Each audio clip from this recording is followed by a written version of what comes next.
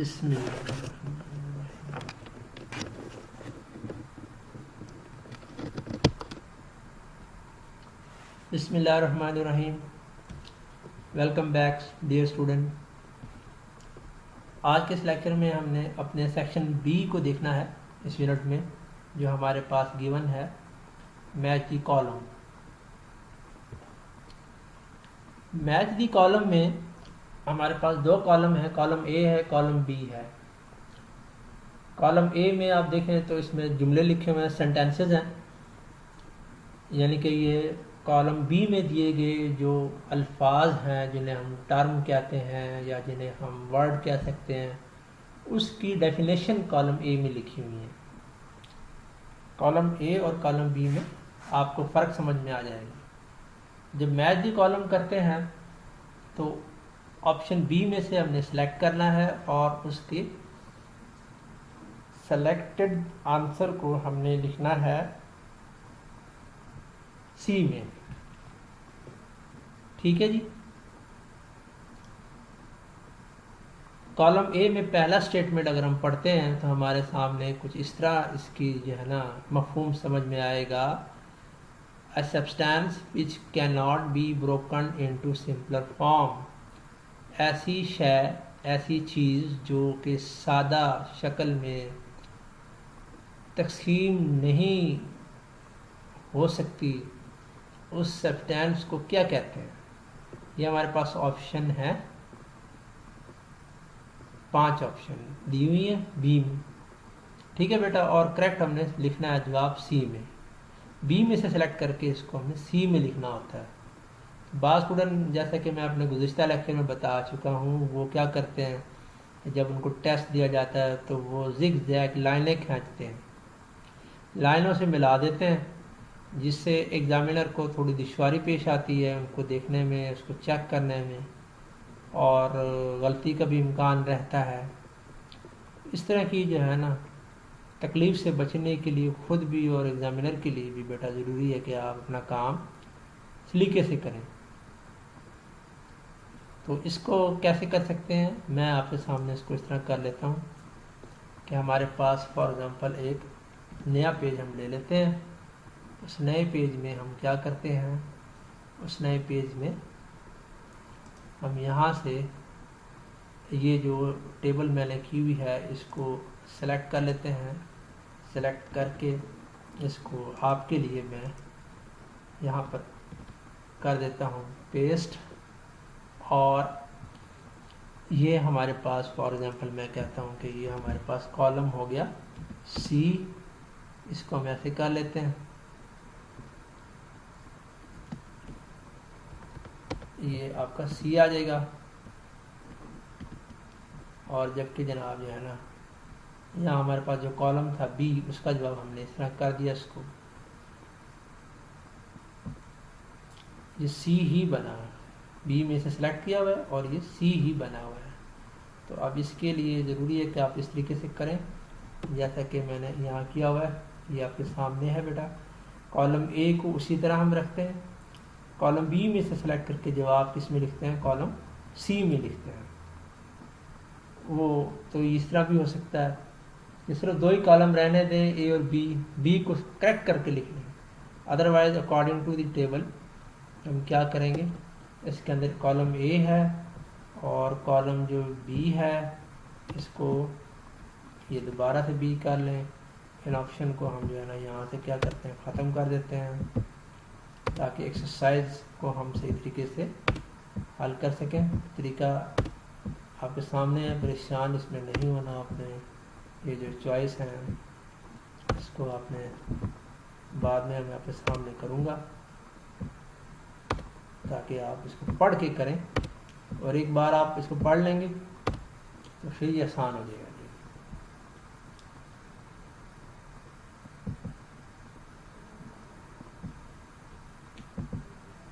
यहाँ से हम इसको करेंगे सेलेक्ट, यहाँ पेस्ट कर देंगे और इसे करेंगे सी। हमारे पास बी में जो है अवेलेबल अकॉर्डिंग टू बुक जी symbol metal element compound molecule,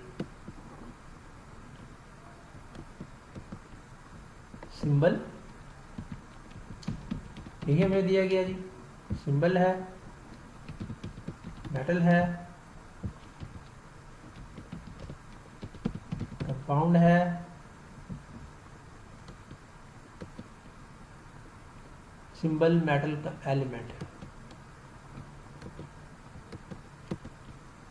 symbol metal और एलिमेंट।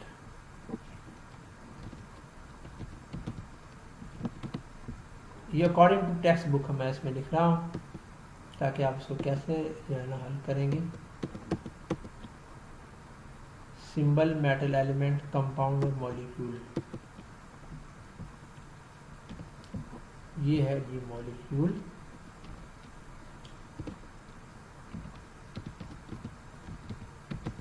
मॉलिक्यूल ठीक है जी। ये तो हमें टेक्स्ट बुक में गिवन है, बी में से ऑप्शन को सिलेक्ट करना है और सी में लिखना है। ठीक है, और देख लेते हैं जी टेक्स्ट बुक में हमें क्या है। इसको तरतीब से इस तरह उन्होंने लिखा हुआ है, यहाँ से एक हम कॉलम डाल लेंगे इसमें जी, कॉलम टू द लेफ्ट। ये कॉलम जब हम लेफ्ट में डालते हैं तो ये हो जाएगा गलत, इसको हमने यहाँ करना है और यहाँ पर जो है ना हम डालते हैं कॉलम लेफ्ट की तरफ।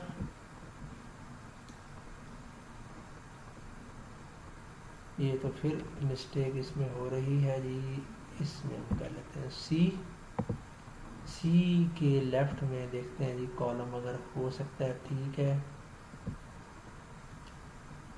ये हो रहा है। इसको यहाँ से फिर हम दोबारा यहाँ सेलेक्ट करते हैं और अब देखते हैं जी इसमें अगर हो जाए तो अच्छा होगा।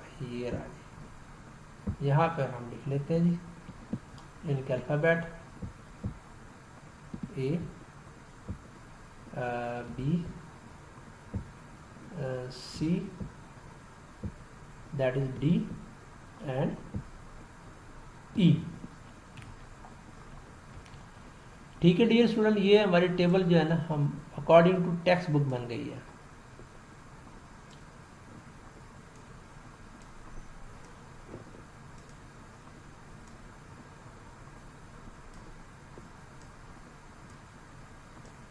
इस टेक्स्ट बुक में बन गई है ये टेबल, इसके मुताबिक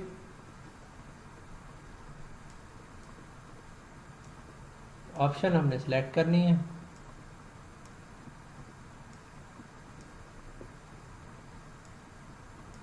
यहाँ वो लिखनी है जी। बेटा हम पढ़ चुके थे, या substance which can not be broken into simpler form, जो सिंपलर फॉर्म में कोई शायद जो है तकसीम ना हो सके, मज़ीद ब्रोकन ना हो सके, डिवाइड ना हो सके, उस सिंपल फॉर्म को हम क्या कहेंगे। तो ये हमारे पास ऑप्शन सी है, दैट इज ऑप्शन। इस करेक्ट ऑप्शन को यहाँ से हम कॉपी करेंगे और इसको इधर लिख लेंगे एलिमेंट, इसको बोल्ड भी कर देंगे और बोल्ड करके हमने इसको क्या कर दिया, ये बोल्ड भी होगी, इसको हाईलाइट भी कर देते हैं।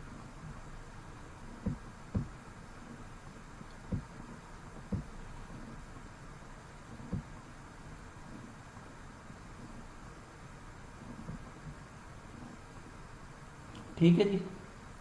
Now we read this statement number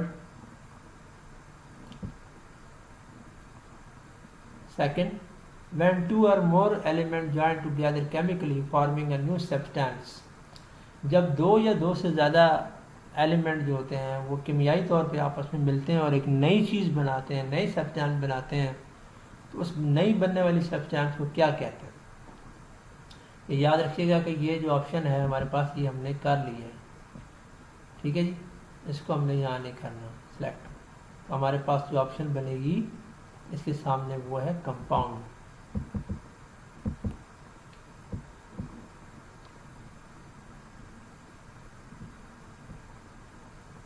यहाँ से हम कंपाउंड को बेटा करेंगे सिलेक्ट और इसको लिखेंगे इस तरफ कॉलम बी में दैट इज करेक्ट ऑप्शन, इसको बोल्ड कर देंगे।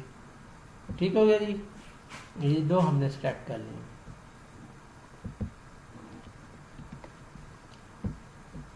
Now we read statement 3. A substance is made up of 2 or more atoms. एक ऐसी सब्सटेंस जो दो या दो से ज़्यादा एटमों पर मुश्तमिल हो उसको क्या कहते हैं? बी में जाएं जी, कॉलम में। आप याद रखें एलिमेंट और कंपाउंड हम कर चुके हैं, ये दो तो हमने सेलेक्ट नहीं करने हैं।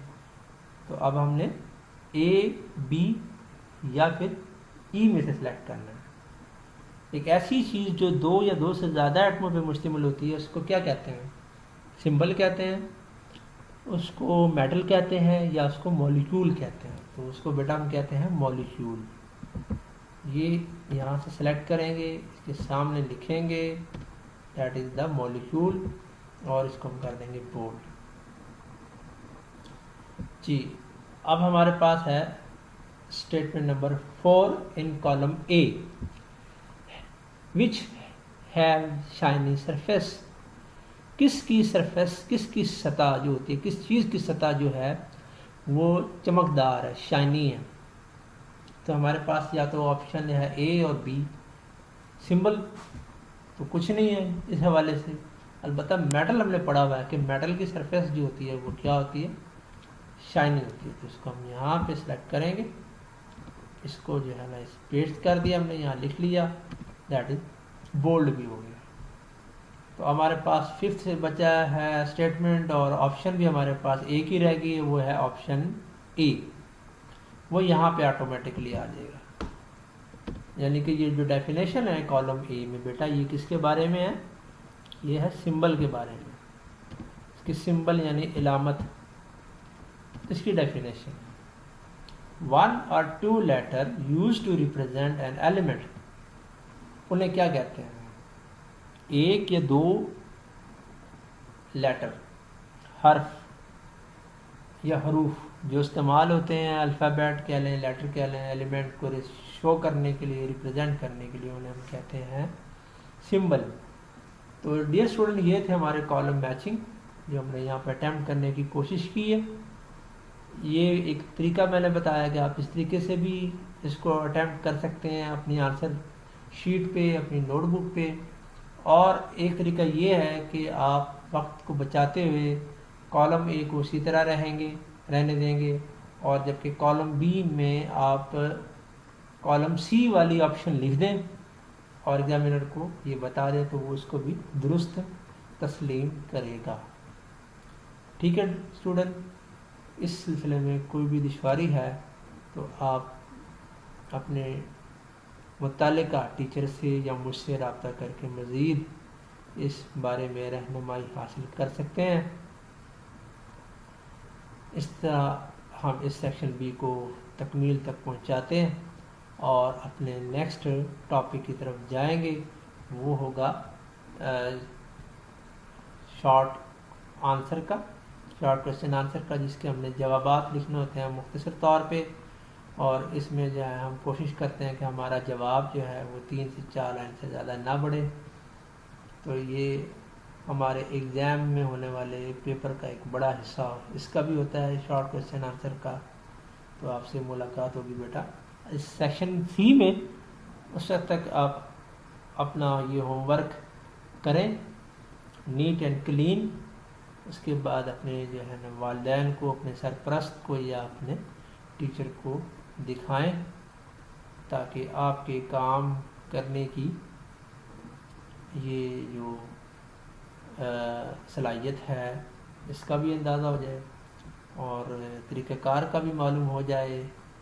और फिर उसके बाद आप जब ये रिटन काम होमवर्क के तौर पे अच्छा कर लेंगे तो फिर आप ही इसी को नोट्स के तौर पे इस्तेमाल करते हुए अपने इम्तिहान की तैयारी भी कर सकते हैं।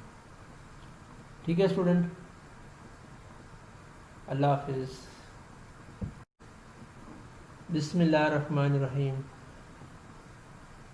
Dear student, in this video lecture we will try to give answer to our short question. This section, as you know, comprises of short question answer. Let's start this section. Systematically.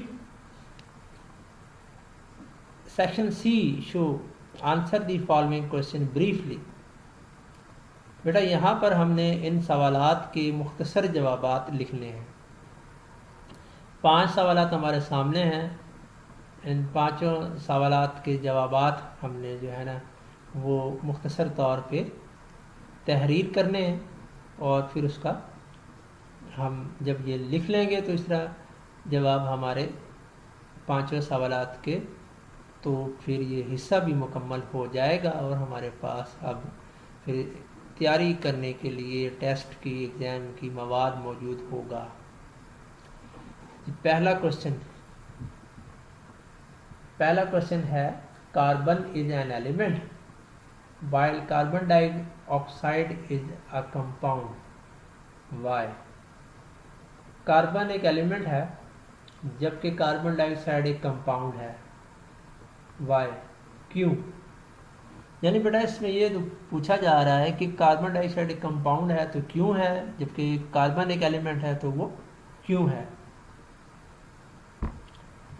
ठीक है जी। उसके बाद question number 2, classify the following substances into element and compound. हमारे ये substances यहाँ पे दी हुई है, हमने क्लासीफाई करना है इनको 2 कैटेगरी में, एलिमेंट में, कंपाउंड में। ये सब्सटेंसेस जो है नंबर में दी है। नंबर 1 मरकरी है, नंबर 2 सल्फर है, नंबर 3 शुगर है, नंबर 4 वाटर है, नंबर 5 गोल्ड है, नंबर 6 सॉल्ट है, नंबर 7 ऑक्सीजन है। इनको क्लासीफाई करना है। अगर हमने यूनिट को बगौर पढ़ा है, स्पेशली आपने, और आपके कॉन्सेप्ट क्लियर हैं, तो आप इनको बहुत जल्दी से क्लासीफाई कर सकेंगे। जी बेटा क्वेश्चन 3 का स्टेटमेंट भी मैं आपके सामने पढ़ देता हूँ। Give symbol of sodium, calcium, cobalt, gold and mercury. इनके आपने सिंबल लिखने हैं, ये एलिमेंट है। और क्वेश्चन 4 ये है, why silver not use to make electrical wire.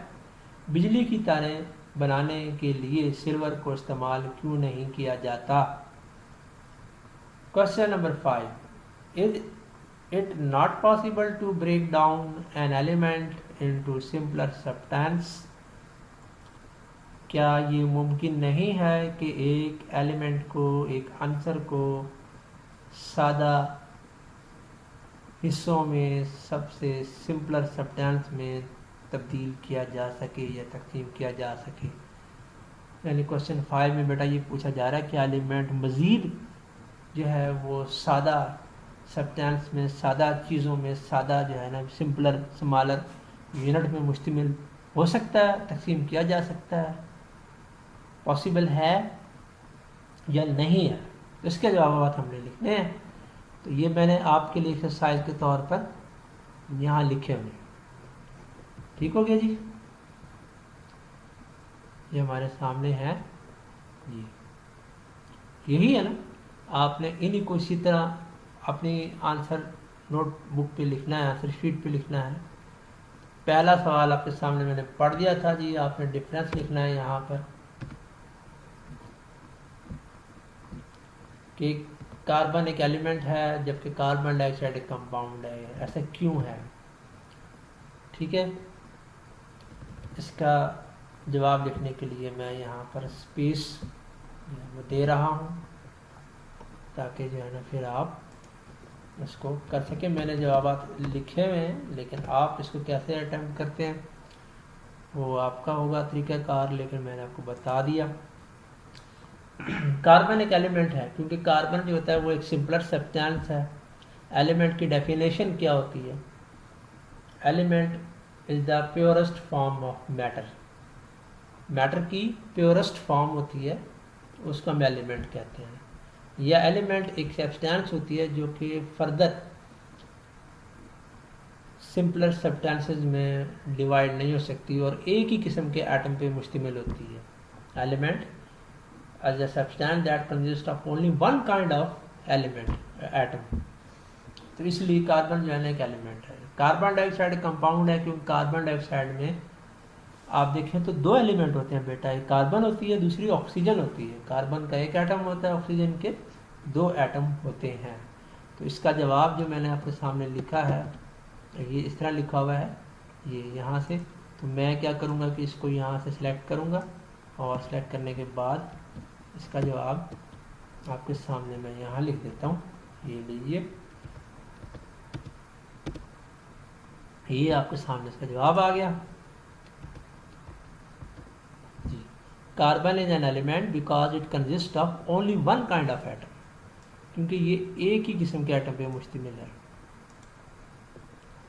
इसलिए हम इसको यहाँ पे प्रोमिनेंट कर रहे हैं। While carbon dioxide is a compound because it consists of two kind of atom, यहाँ पर एटम जो है वो दो काइंड पर है और इनके दरमियान जो रेशियो है वो फिक्स रेशियो है, इसलिए ये दोनों एक दूसरे से मुख्तलिफ हैं, डिफर करते हैं जी। आप क्लासिफिकेशन आगे बेटा, क्लासिफिकेशन में हमने ये करना है कि क्लासीफाई करते हुए देखना कि इनमें से एलिमेंट कौन से हैं, कंपाउंड कौन से हैं। मैंने कहा था अगर आपने इसको पढ़ा हुआ है यूनिट को बगौर तो बआसानी आप क्लासीफाई कर सकते हैं, अदरवाइज यू फील डिफ़िकल्टी। इसी क्लासिफिकेशन को हल करने का तरीका ये है कि आप टिक टेबल बना लें तब भी अच्छा है, अदरवाइज़ अगर आप इसको हेडिंग दे के लिखें तब भी अच्छा है। तो मैंने तो यहाँ टेबल बनाई हुई है जिसमें mercury, sulphur, gold and oxygen, इनको ऑक्सीजन को,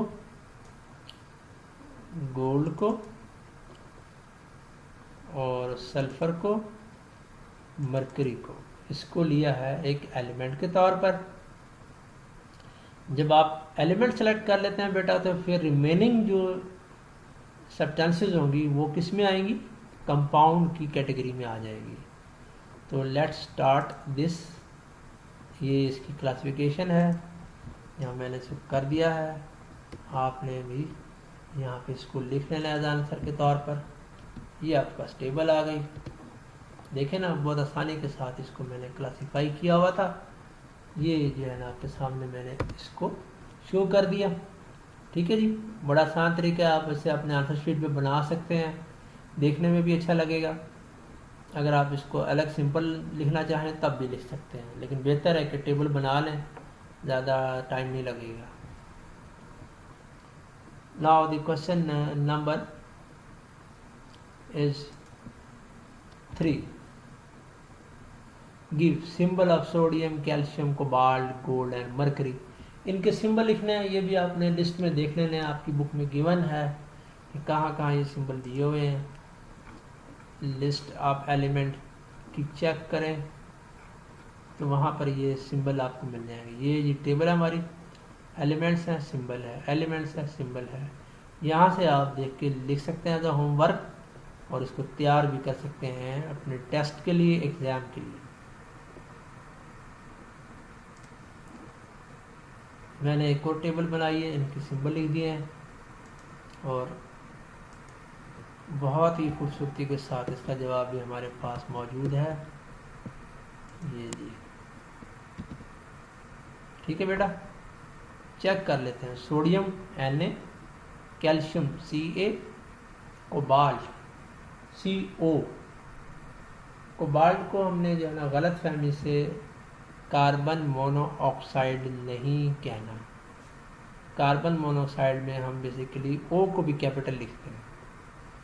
गोल्ड, गोल्ड का सिंबल AU है, जबकि AU एब्रीवेशन है ऑरियम का, ये लैटिन वर्ड है। जबकि आप देख रहे हैं मरकरी Hg, इसका सिंबल है मरकरी का। तो ये हो गए verify. Question number 4, why is silver not use to make electrical wire. Silver जो है बिजली की तारें बनाने में इस्तेमाल क्यों नहीं होता ये एलिमेंट। बेटा वो इसलिए इस्तेमाल नहीं होता कि सिल्वर की जो मज़ाहमत है करंट के बहाव में वो निस्बतन ज़्यादा है as compare to copper. Copper में जो करंट है, इलेक्ट्रिसिटी है, वो बहुत स्मूथली बासानी तेज़ी के साथ फ्लो करती है और उसको वहाँ पे रुकावट का सामना या मुज़ाहमत का सामना, जिसे हम रेजिस्टेंस कहते हैं, ना होने के बराबर करना पड़ता है सामना। जबकि जो दीगर एलिमेंट्स हैं, सिल्वर है, गोल्ड है या कोई और मेटल है, उसके अंदर फ्लो ऑफ करंट में मुज़ाहमत ज़्यादा पैदा हो जाती है। तो इसीलिए सिल्वर को इस्तेमाल नहीं किया जाता। प्रेफरेंस किसको दी जाती है? कॉपर को दी जाती है। तो ये हमारे पास जवाब भी इसका लिखा हुआ है, बिल्कुल बहुत शॉर्ट है, लेकिन आपको नंबर पूरे मिलेंगे क्योंकि टू द पॉइंट इसका हमने जवाब लिखा है।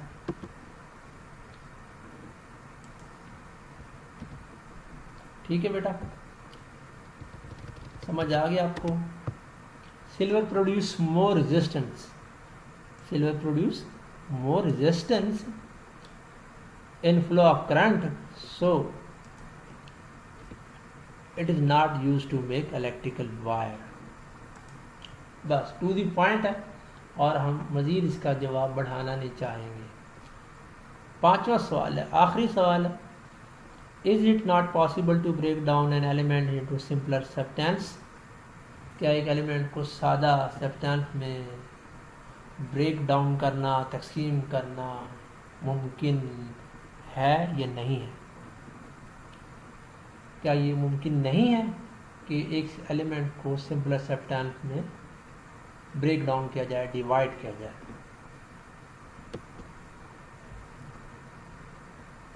No, it is not possible to break down an element into simpler substance. तो ये है जी इसका जवाब। ये भी वन सेंटेंस आंसर है, नॉट लॉन्ग, 3-4 लाइन पे मुश्तमिल नहीं है बेटा। ये इस तरह जो हमने शॉर्ट क्वेश्चन को भी सॉल्व किया, अटेम्प्ट किया बहुत आसानी के साथ और बड़े इंटरेस्टिंग अंदाज में। तो आपने इसको देखा कि कैसे जनाब जान जवाबात लिखे हैं। आप ये जो आंसर जो है, ये जवाब अपने नोटबुक पे लिखें। अगर पहले से लिख लिए हैं that is well and good. कोई और से आपने हेल्प ली है, खुद पढ़ा है, खुद कोशिश की है, ये तो बहुत अच्छी बात है। अपने किसी और टीचर से रहनुमाई ली है, अपने वालिदैन से ली है, तो ये भी बहुत बहुत अच्छी बात है।